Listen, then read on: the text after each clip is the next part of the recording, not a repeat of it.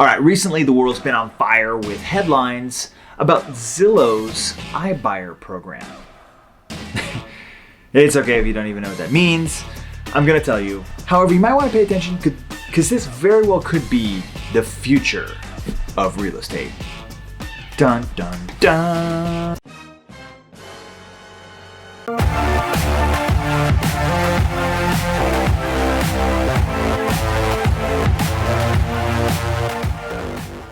You see, Zillow bet the farm on this iBuyer model. Whoa, wait. Let's rewind for a second. See, I use the phrase iBuying as kind of an interchangeable thing for buying and selling real estate basically through websites instead of actual agents. So when you want to sell your house, and instead of going through a traditional agent like moi, you would just call up Zillow, and they come and they basically just cut you a check and sell your house. They buy your house. No fuss, no hassle, no open houses, no showings, no staging, just done. Sold. Sounds nice. Sounds easy. Just skip all that scary public thing, since COVID, and just go straight to the source and just sell directly to Zillow, right? Then they sell it later for a profit. Huh? Then they sell it later for a profit. I'm sorry, what did you say? Then they sell it later for a profit. Remember that part for later. The rub for agents is that it basically cuts us out completely and relies more on, computer algorithms and employees, like hourly employees, doing the job, doing Zillow's dirty work. Buying and selling houses. For a few years now, the entire industry has been under attack from these iBuyer companies. Yeah, there's more than one. And plenty of real estate columnists have been writing articles about the end of an industry in real estate publications nationwide because we are irrelevant and Zestimates can figure it all out, right? It honestly might have been a winning combination too, if it were not for one thing. Buying and selling real estate is hard.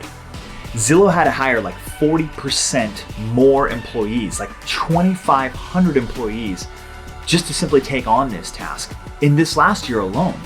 And truthfully, it's not something that a rookie employee is gonna be able to be good at, let alone even proficient at, with just a few weeks of on-the-job training. So what happened, you ask? Oh, I'll tell you. Zillow 2 weeks ago announced that they were gonna put a pause to the program, timeout, so that they can work through the rest of their inventory. And initially this made sense to me. Okay, yeah, it was a crazy year in real estate. Everyone was killing it. They probably took on a whole bunch of inventory and they're gonna need some time to get through it, right? No need to panic.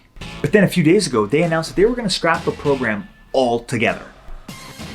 And from the looks of it, they're gonna lose a bunch of money.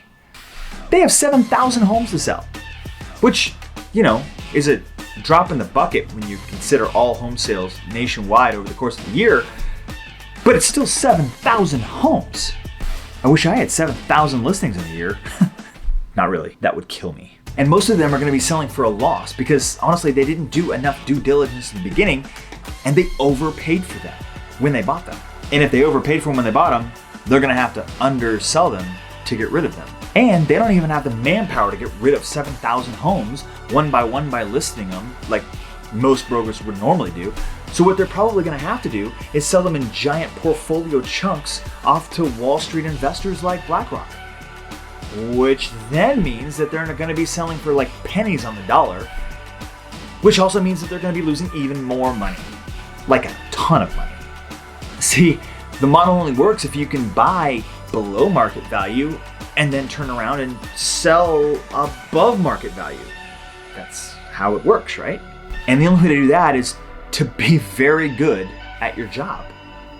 Zillow's a website dealing in data, not people, not actual buyers and sellers. Data. So what now? Is Zillow dead? Is iBuying dead? Well, as you could imagine, following this announcement, Zillow's stock tanked. And Zillow's number one competitor, Opendoor, their stock shot up. Shocking, right? Because you see, they're doing it right. Maybe? Well, no, I'm not really thinking it's a slam dunk for them either. While they are at least making a profit, it's a very slim profit. Think about all the money and capital that one would have to expend to buy a house and then sell a house, all to make a few $1,000s on the flip. It's a very capital intensive business model that does not net a very good ROI. So why did Open Door stock take off, you ask? Well, mostly speculators, right? If all that money came out of Zillow, it had to go somewhere, and it's the same business model, so they just moved it all over to there. I truly don't believe that that means that they're actually doing any better. Their stocks just went up on speculation. Okay, so here are my final thoughts on this emerging iBuyer marketplace. Last year was one of the hottest markets that this country's ever seen. Property appreciation nationwide was anywhere from 15 to 30% in a single year. If you weren't killing it in real estate last year, I have no idea how you expect to make it in any other type of market. Think about that. As agents, we give Zestimates a pretty hard time. But Zillow must have really been off to have not made a profit in a year where homes appreciate that much. You could have bought almost anything and waited 3 months and sold it and made money, right?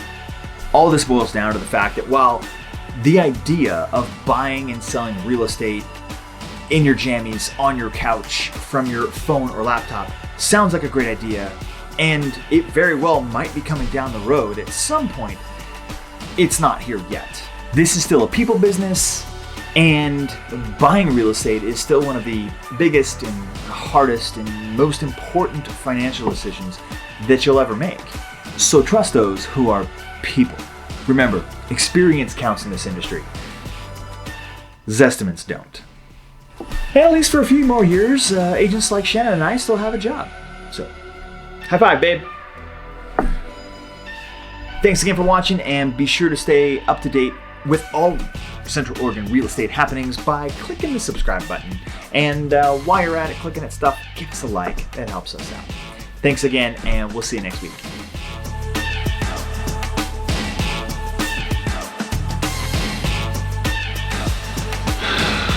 So my mic's not been working at all. Last like 3 videos, been driving me nuts. In post, I'm trying to edit it and make it sound better, and it's not. So using a different mic today, and I've got new mics on order. They'll be here tomorrow, but I gotta do the video today. So here we go.